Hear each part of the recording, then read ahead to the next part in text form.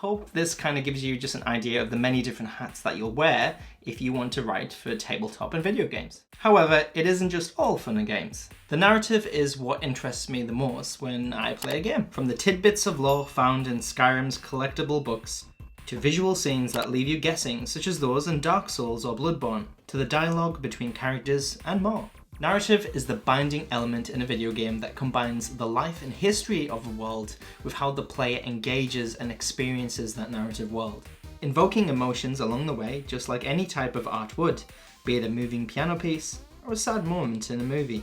In fact, video games that engage a player in an emotional way help to improve critical and creative thinking, social skills, and an improved ability to regulate emotions. But video games do this differently than your typical Netflix show or Hollywood blockbuster. The way players interact with a story is inherently different due to that added element of interactivity. And this is where narrative design comes into play, pardon the pun. In a movie, you simply watch the story unfold in the way the writer, director, and ultimately the editor wanted you to watch it. In a book, you can reread sections and go back and forth at your discretion, but typically you are reading it in the order that the author wanted you to experience it. In a video game, the added element of interactivity and the ability to choose completely changes how the narrative unfolds, and it's entirely up to the discretion of the player. In a way, the player becomes the story through the protagonist they are playing. Their actions and decisions help to shape the way the story is told. If you played Skyrim and followed the main story and were a goody two-shoes, your player experience and the way the story presents itself might be different than if I played it ignoring the main story, and instead focusing on side quests and crafting, while also taking different moral decisions on key quests. Even in Deus Ex, you can choose to explore the narrative by taking out the bad guys or by stealthing your way through the story. Most of the time. Everyone's experience of a game and of the story is different.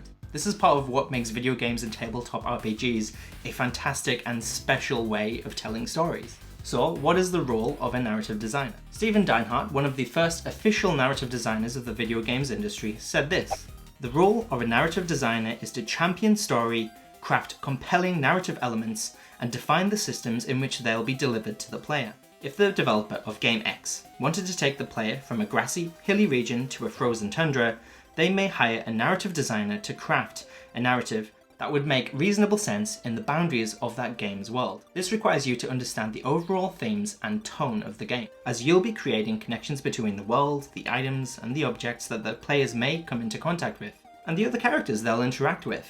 Ain't nobody got time for that! These details might seem small to you, but they're just as important to what the protagonist looks like and acts like.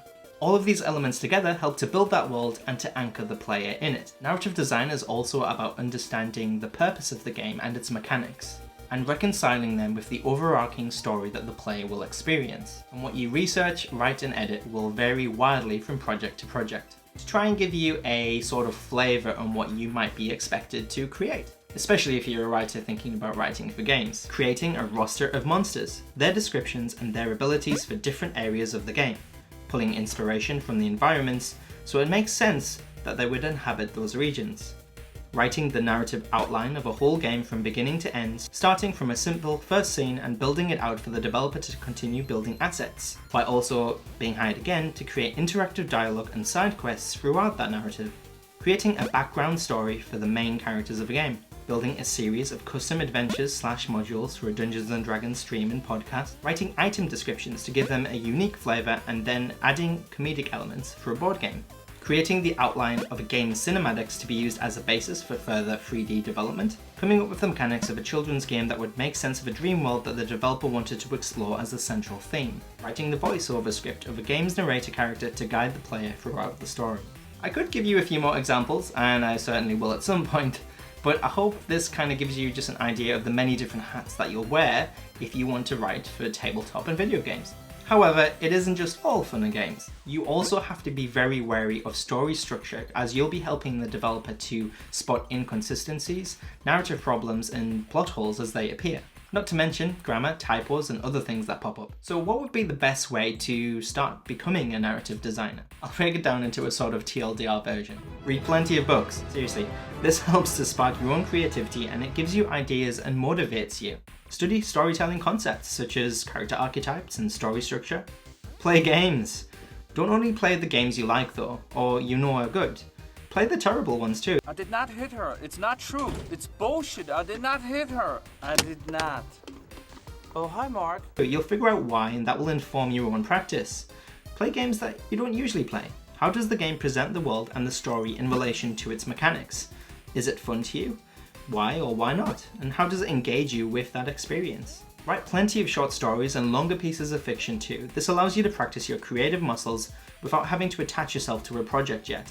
Also, make sure to check for grammar errors, typos, and the like.